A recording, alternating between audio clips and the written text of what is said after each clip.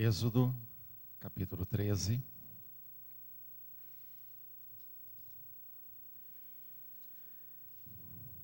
Os versos 17 ao 22. Êxodo 13, do 17 ao 22.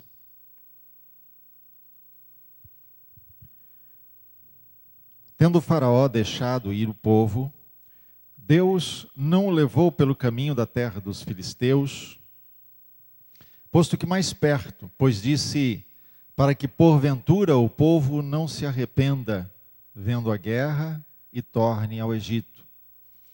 Porém, Deus fez o povo rodear pelo caminho do deserto, perto do Mar Vermelho, e arregimentados subiram os filhos de Israel do Egito.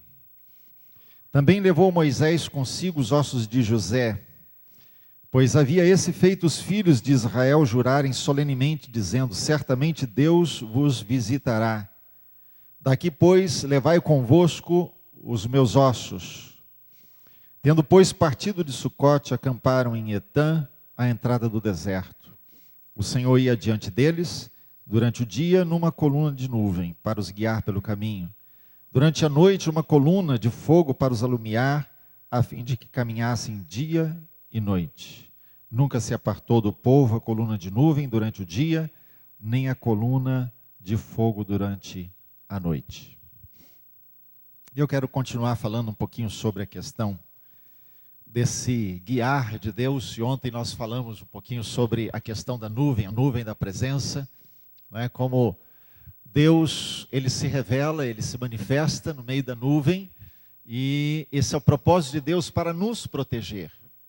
Porque nós não temos condições de conhecer toda a glória de Deus, de receber toda a revelação de Deus, de que tudo aquilo que Deus é, venha ao nosso conhecimento, que a gente possa receber tudo, de forma plena, de forma completa. Não temos condições. Então Deus se revela como no meio de uma nuvem. E o texto aqui também nos fala, então, que essa nuvem, ela traz consigo um efeito natural, que era a sombra. Então, de uma forma prática, Deus fazia o povo caminhar na sombra. E esse caminhar na sombra no deserto, isso é lógico, né? Num calor de 50 graus, imagina, caminhar 40 anos no deserto, num calor de 40 graus, é meio difícil, né? É meio complicado. Então, se a gente olhar, Deus deu a eles uma proteção, a proteção da sua presença. A nuvem não era um sinal lá adiante. A nuvem estava guiando, e eles podiam ir seguindo essa nuvem, que lhes dava também sombra. Deus nunca faz nada por acaso. Nada do que Deus faz é por fazer. E nada do que Deus faz é apenas dentro da nossa lógica humana. Sempre que Deus realiza algum feito sobre a terra, Deus o faz com alguma mensagem espiritual, para revelar-se de alguma forma e ao seu plano, à sua estratégia, aquilo que Ele está fazendo ao longo do tempo na história. Por isso, quando o povo caminha na nuvem, ou debaixo da nuvem, na sombra, Deus está fazendo com que eles ali dramatizem algo, que o que eles estão vivendo é sombra, é caminhar na sombra. Porque tudo o que acontece lá atrás é sombra das coisas futuras. Hebreus 8 fala isso, são sombras das que viriam. Representações daquilo que ainda viria. Então, olhando isso na semana passada, ontem, não estou falando do domingo, né? Hoje não é domingo, hoje é segunda, né?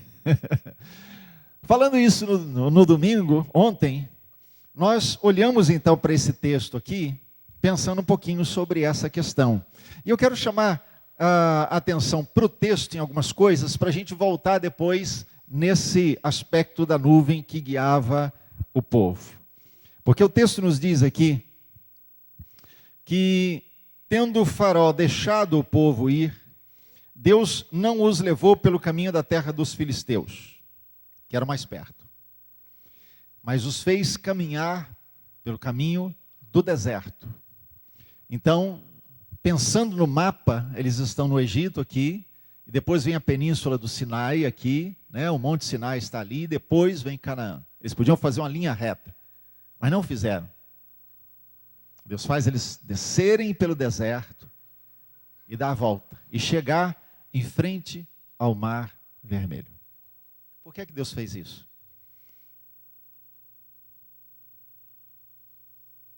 Deus tira, vamos colocar aí uns 3 milhões de pessoas, aproximadamente, porque eram 600 mil homens em idade de guerra.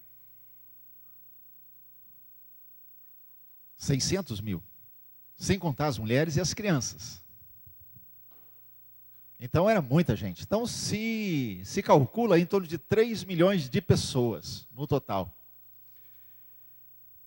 Deus tira essas pessoas que estão lá acostumadas à escravidão e ao estilo de vida do Egito. Eles não são uma nação organizada, eles não são um exército, eles não têm uma estratégia de vida fora do Egito. É por isso que, vez ou outra, nesse processo de caminhada, eles sempre olham para trás e estão pensando no Egito, porque é a única coisa que eles sabem. São cerca de 400 anos de vida no Egito. Então, é aquela geração que saiu, a geração anterior, e assim vai.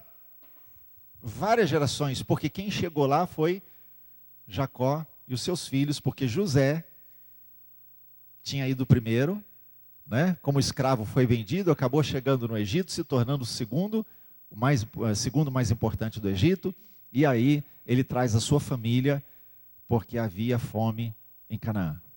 Então ele traz a família para o Egito, porque ali havia mantimento. E ali eles ficam. Então era uma família grande, uma tribo, que se transforma numa multidão de aproximadamente 3 milhões de pessoas. Deus tira essas pessoas e faz eles caminharem pelo deserto. Porque a primeira coisa que eles têm que aprender é a dependência absoluta do Senhor. Vejam que eles chegam num ponto em que eles têm o Mar Vermelho, o deserto, e atrás de si o exército de Faraó.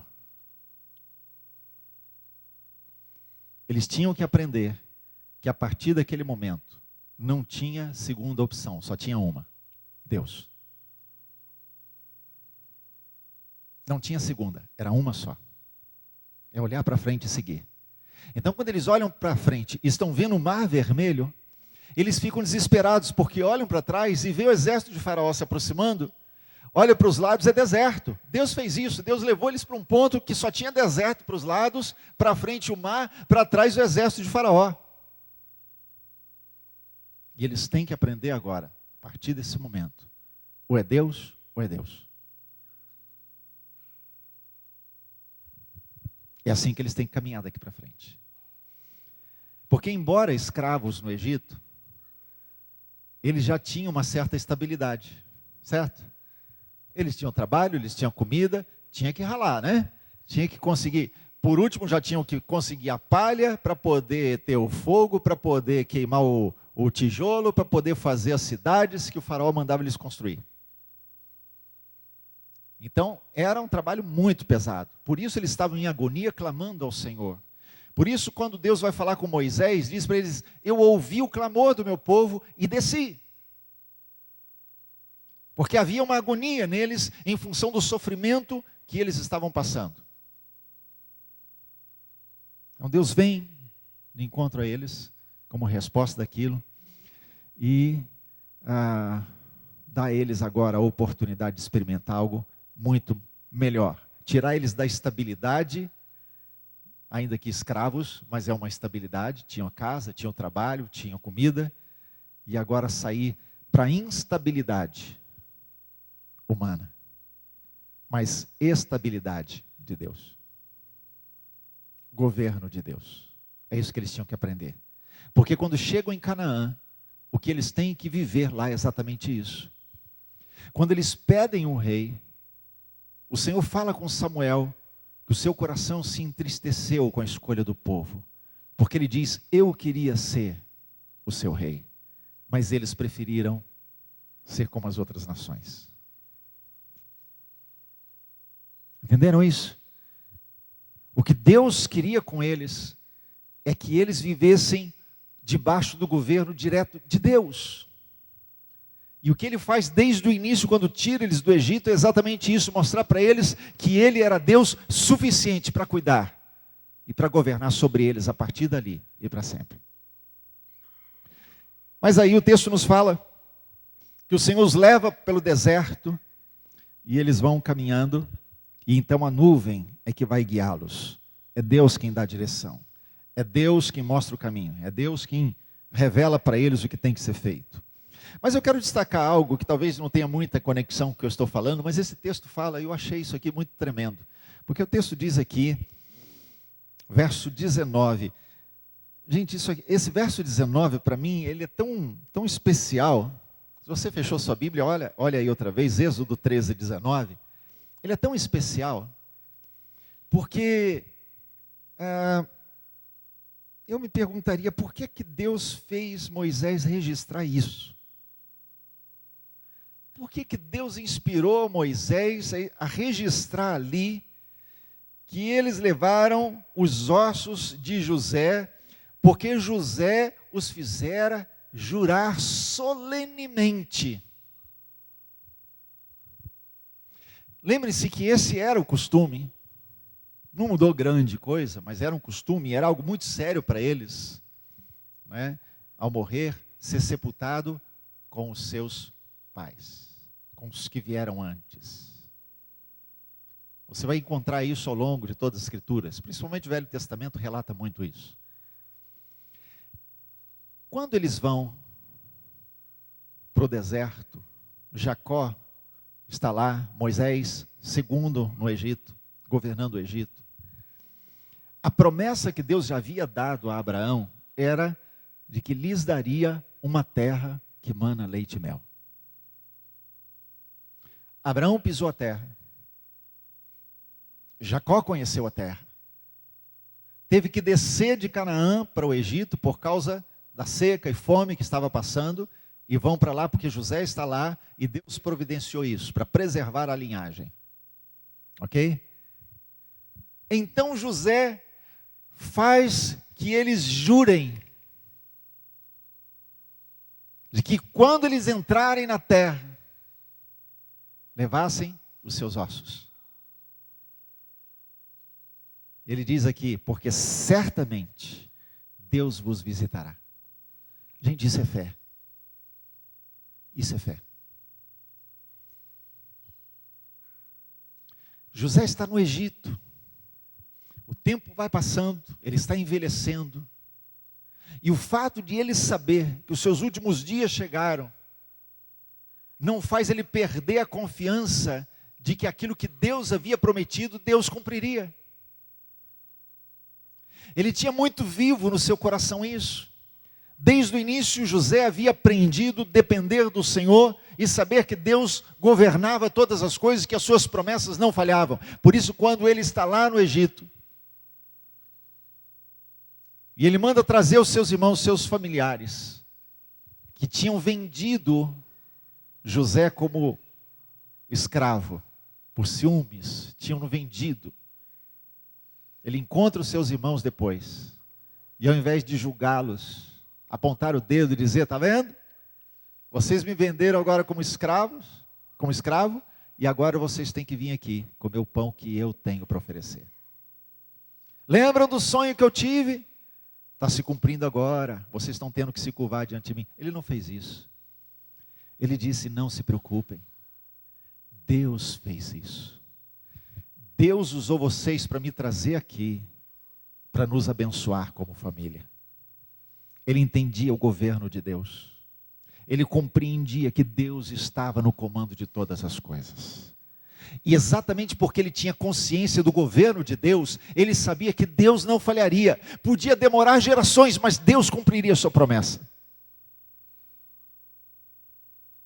a ponto de ele chegar e fazer o povo prometer que os seus ossos seriam levados e sepultados em Canaã. Isso é fé. Isso é aquilo que está lá em Hebreus capítulo 11, que fala, por exemplo, do próprio Moisés, que abriu mão da casa de Faraó, do privilégio da casa de Faraó, porque ele tinha em vista algo maior. Abraão, a mesma coisa. Ou seja, pessoas que viam o invisível, pessoas que enxergavam o que ainda não existia, pessoas que eram capazes de crer naquilo que ainda estava longe, e podiam viver pela fé, confiar que Deus cumpriria.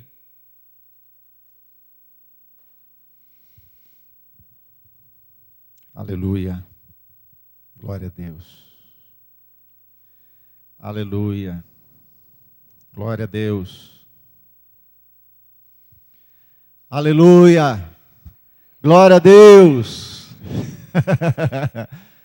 Oh, glória. Deus cumpre sempre a sua palavra. Ela nunca cai no esquecimento. Ela nunca cai no vazio. Deus não se esquece de nenhuma delas. Acho que não entenderam, né? Acho que não entenderam. Deus não se esquece de nenhuma delas. Você sabe quantas promessas Deus já te deu? Talvez você parar e pensar assim, algum profeta vindo e falando com você, você pode não se lembrar de grande coisa. Mas se você parar para olhar esse livro, você vai ver que são milhares de promessas.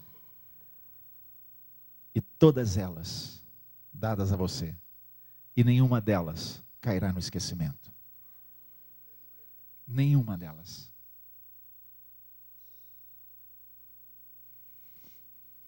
Glória a Deus. Aleluia.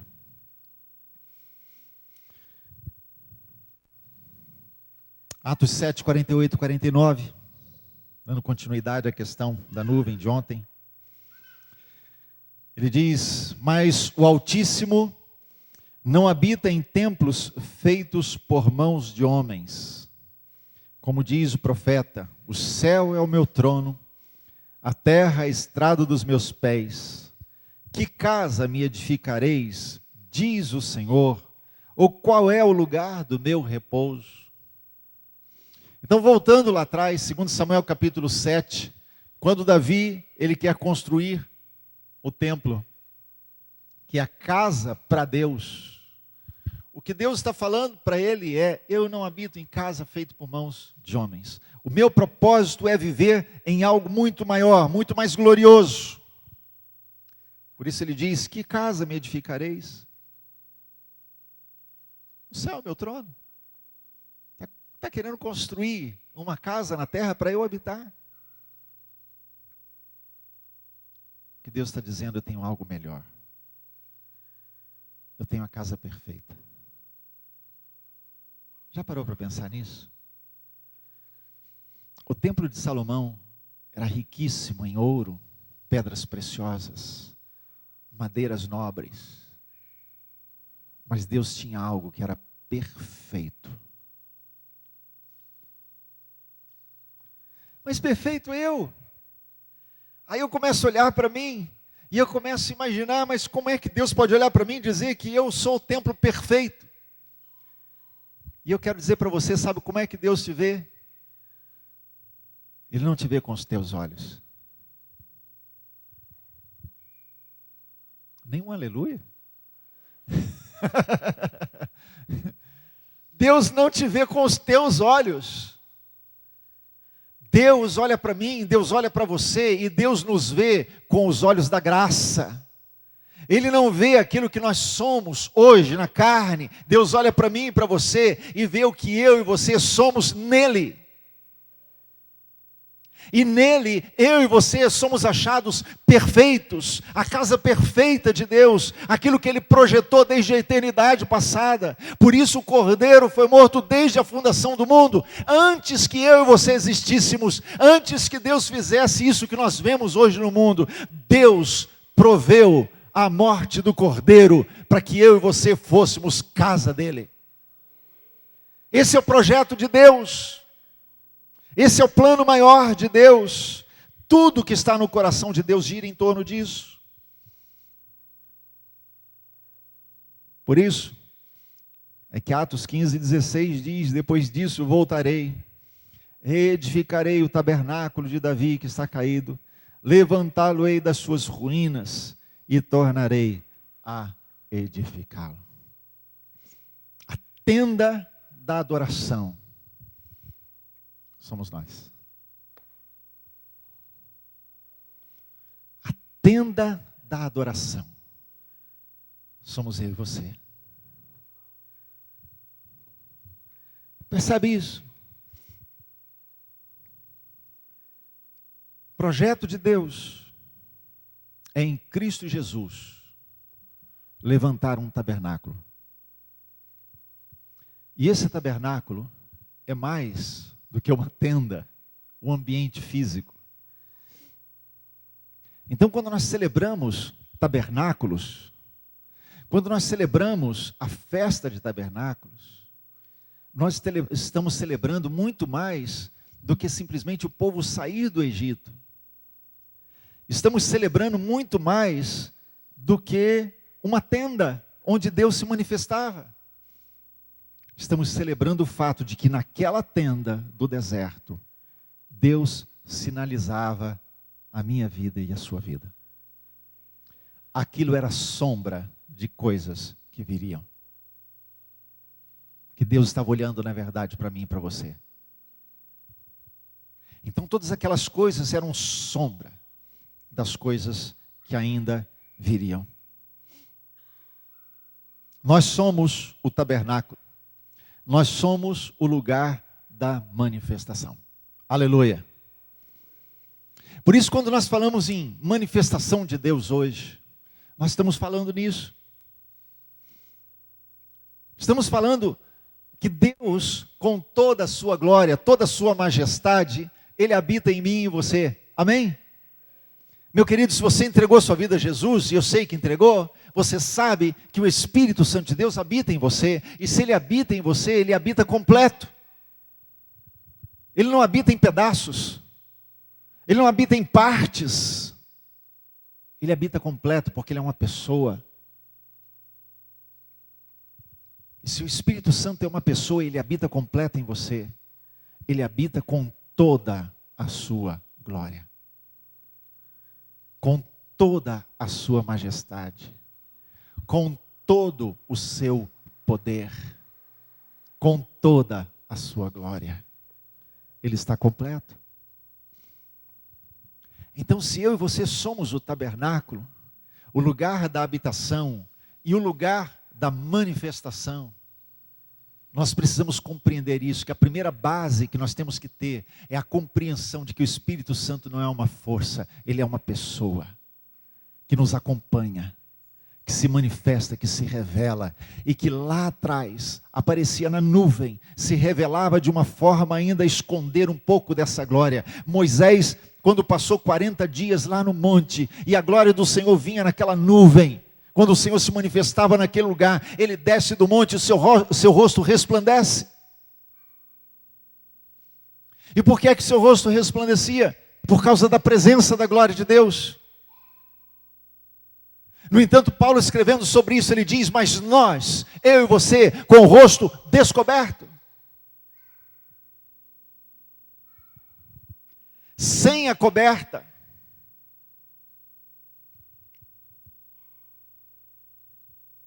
sem nada que impeça essa revelação, sem nada que impeça essa manifestação, sem nada que impeça que esse Espírito, que é uma pessoa que habita em mim, que sou o seu tabernáculo, faça o que Ele queira fazer.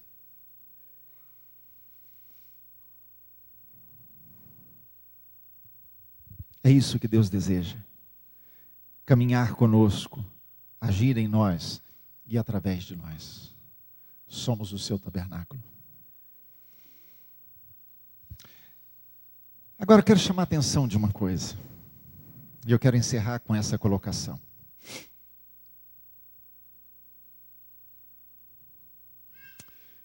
O texto nos diz aqui que quando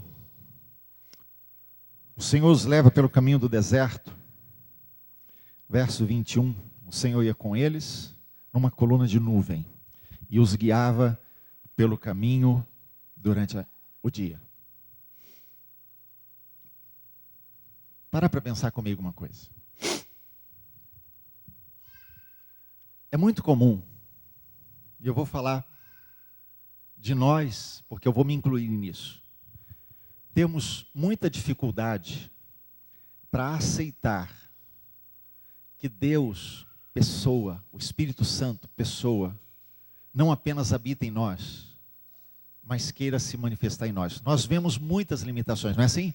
A gente olha, a gente vê limitação, a gente vê dificuldades, a gente vê incredulidade, a gente vê pecado, a gente vê uma série de coisas em nós, uma dificuldade de andar com Deus, de entender as coisas de Deus. A gente começa a enumerar e fazer uma listona imensa de coisas que a gente pega, olha para aquilo e diz assim, tá, isso aí é para o pastor, né? O pastor anda com Deus, mas não é para mim.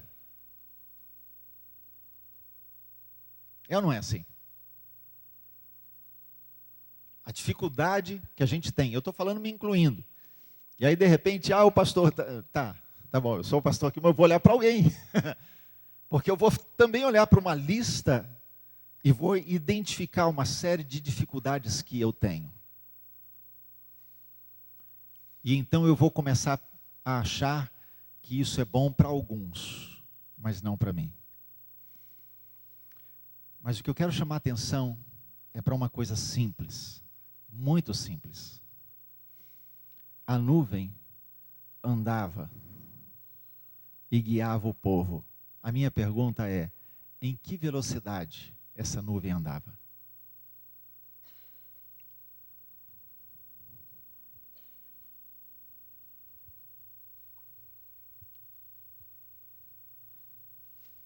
É uma pergunta.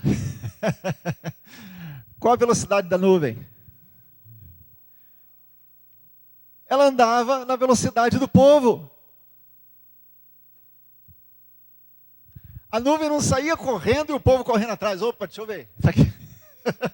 Não fazia isso.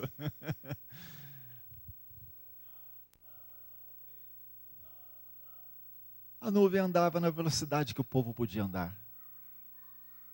Eu quero dizer para você, meu amado, Deus sabe qual é a tua velocidade. Ele sabe qual é a velocidade que você consegue andar. A única questão é, se você resolver parar, não tem jeito, a nuvem tem que andar. Mas se você decidir andar com a nuvem, ela vai andar na tua velocidade. Ele sabe as dificuldades que você tem. Ele sabe exatamente o que te segura. Ele sabe quais são os pesos que te amarram. Ele sabe quais são as coisas que geram crise no seu coração, que te impedem de ir mais rápido. Ele sabe. Por isso a nuvem nunca vai andar mais rápido do que você pode andar. Ela sempre vai andar na tua velocidade. A questão é se você quer andar com ela ou não.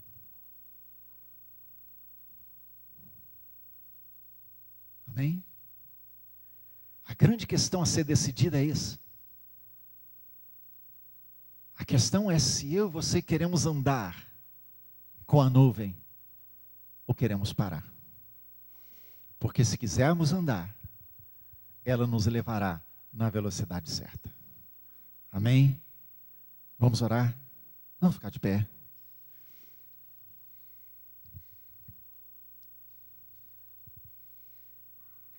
Coloque-se na presença do Senhor.